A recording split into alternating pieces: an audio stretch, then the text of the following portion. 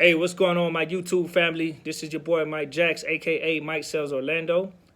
Make sure you hit that thumbs up and make sure you hit that subscribe so you can tune into my channel as I bring a lot of real estate content. Just got done running 2 miles, guys, so bear with me. I want to make this quick video real quick before I hop in the shower and get to some other real estate business. So, as you know, I work for eXp Realty, and if you don't know, now you do.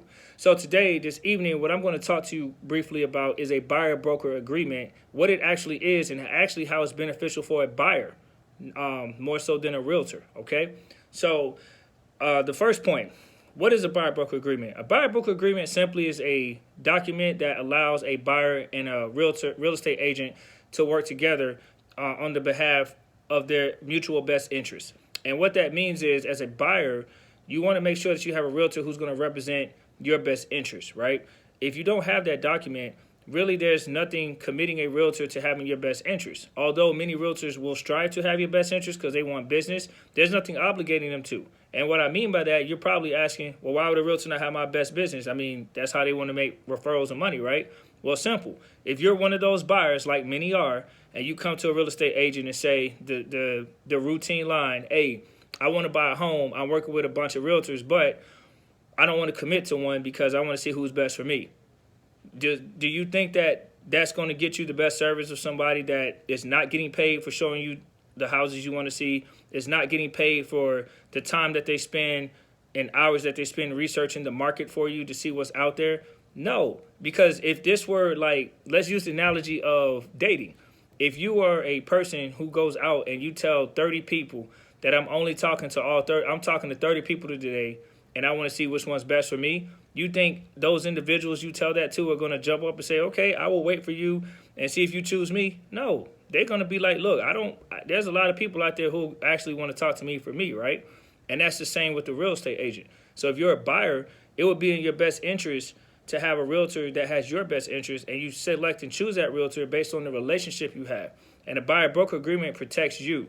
So we're talking about, what is a buyer-broker agreement? It's a document that makes the realtor accountable to serve and carry out their fiduciary duties, which means their obligations to the buyer, to make sure they're honest and they're working on the best interest of the buyer. So without it, I'm not saying that you'll get a realtor who won't do that, but they're not obligated to.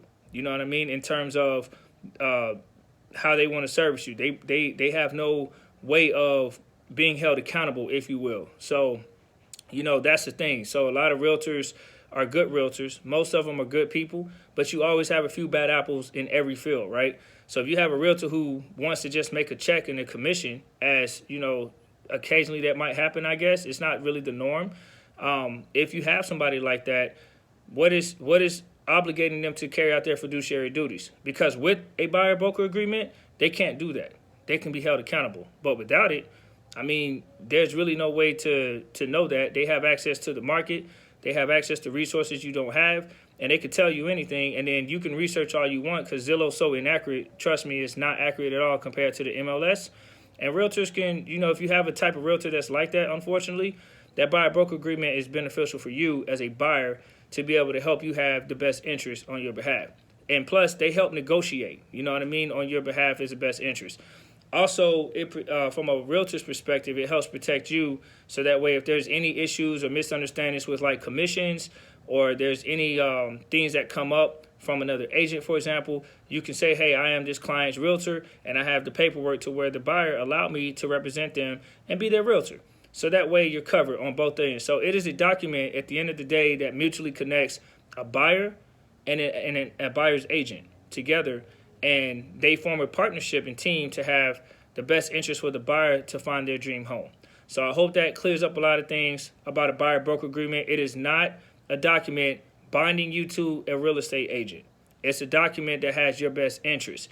If you look at the terms on there, you actually can have a cancellation policy that you can do, or have a certain time period if you like, and then you both mutually agree on it. So for me, I've used buyer-broker agreements all the time, and I have no problem with my clients. I get business with it, and I know a lot of agents that don't use it. But again, that's to each his own. There's no wrong or right answer in that. If a realtor does not use it, that's perfectly fine.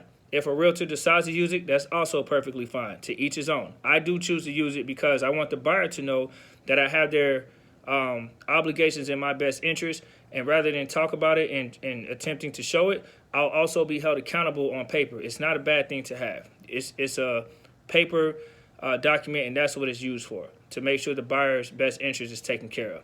All right, so if you have any questions or concerns about a buyer's welcome agreement, make sure you put that in the comments. I'll try to take a look at it, and I'll try to answer the best that I can. And I hope you all have a blessed evening. All right, take care. Over and out.